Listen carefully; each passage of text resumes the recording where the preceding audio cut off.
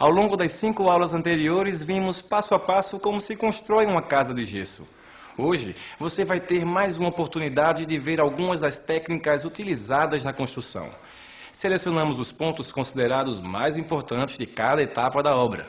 Por isso, aproveite para rever nesta aula aquilo que você deverá ter completo domínio na hora de pôr a mão na massa. Fique esperto, pois a aula já começou. Aula 6. Revisão geral. Antes de voltarmos à obra, vamos relembrar com o Diogo o tamanho e a importância da cadeia produtiva do gesso.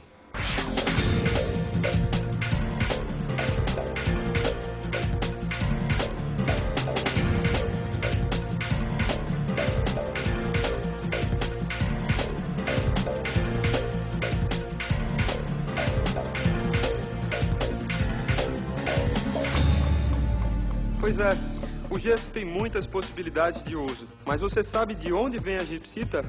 Não? Pois saiba que 95% do gesso produzido no Brasil sai daqui de Pernambuco, mais precisamente da região do Araripe. O Polo Gesseiro do Araripe está situado no extremo oeste do estado de Pernambuco.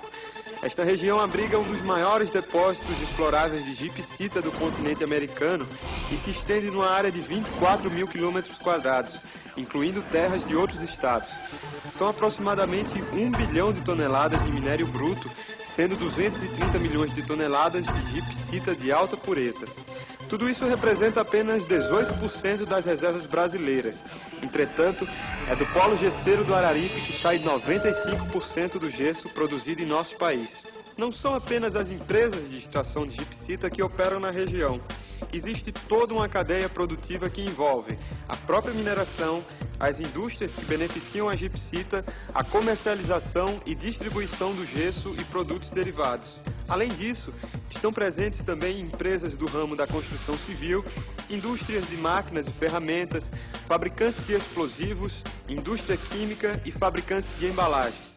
Todas essas empresas reunidas geram 12 mil empregos diretos e mais 60 mil indiretos. Esse complexo produz 2,6 milhões de toneladas de gesso ao ano.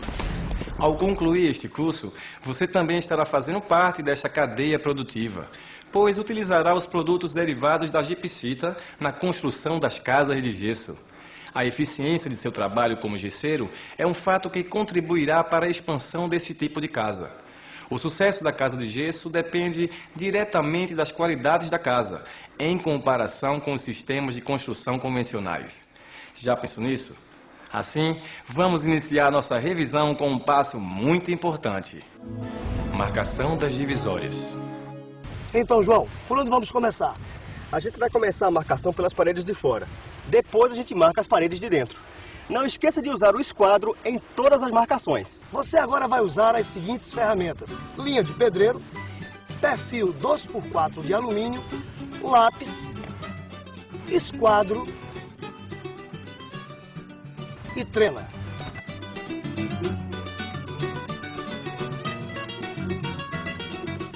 Marque com a linha de pedreiro cada uma das paredes, de acordo com o projeto, posicionando a linha sobre a face externa da parede.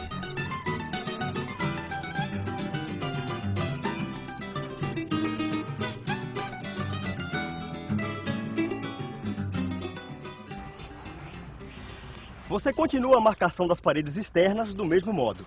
Para facilitar o seu trabalho, você pode usar um esquadro como este aqui.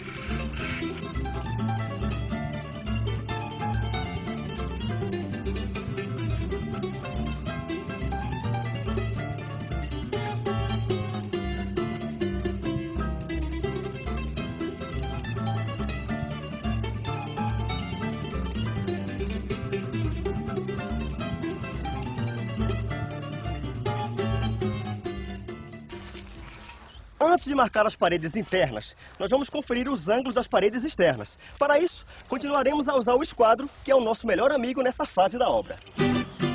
Conferido? Tranquilo, então. Os blocos das paredes externas medem 10 centímetros. Então, com a trena, o esquadro e o lápis, meça e marque a linha que representa a face interna da parede. Assim você terá marcado no piso a mesma largura do bloco de gesso a ser instalado.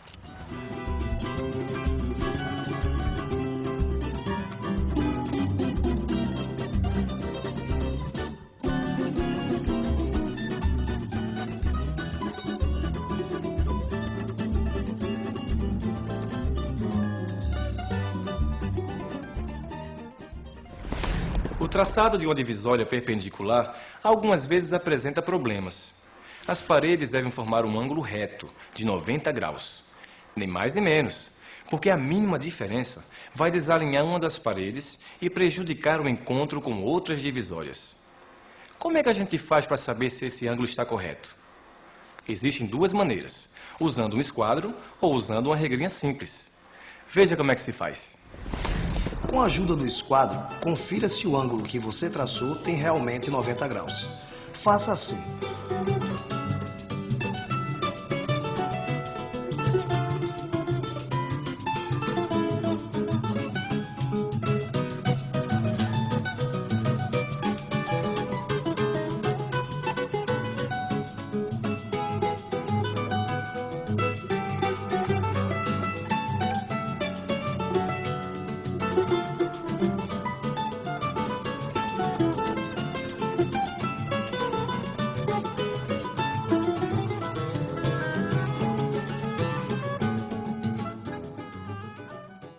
Agora veja como se marca sem o esquadro.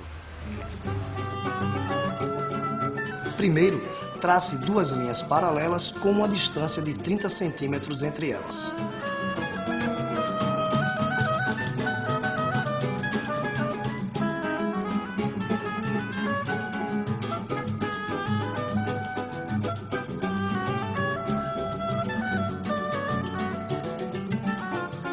Depois, meça 40 centímetros em uma das linhas e marque no piso.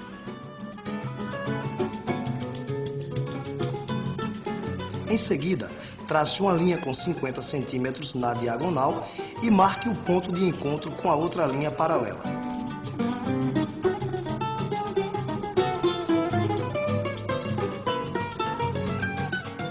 Una os dois pontos encontrados nas paralelas e trace uma linha.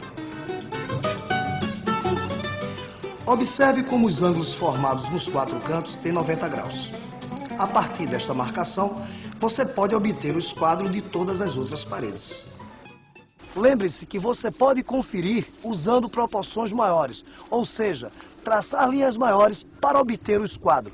Consulte o manual para outras proporções. Você já sabe por que a marcação é importante.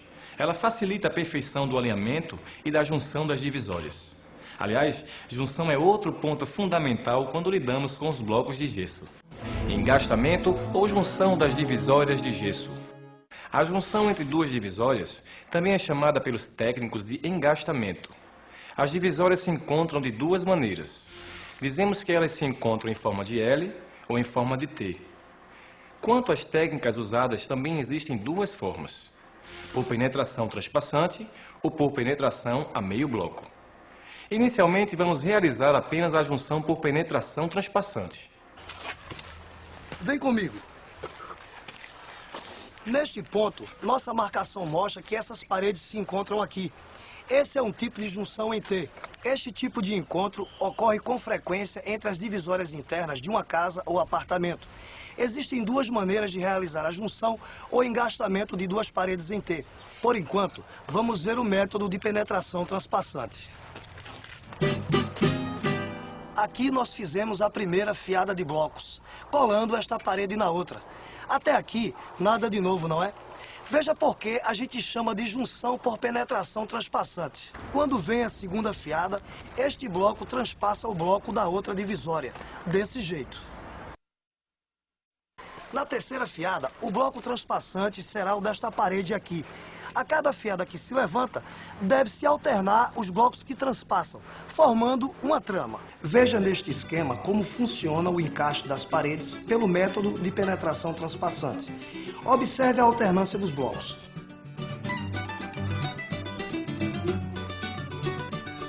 Agora veja mais um pouco os nossos colegas em ação.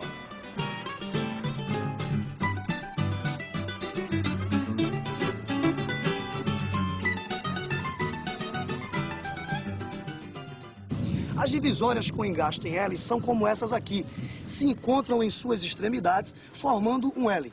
Aqui também foi usado o método de penetração transpassante. Veja como foi feito. Execute a primeira fileira das duas divisórias. Encaixe o bloco da parede número 1, colando na parede número 2.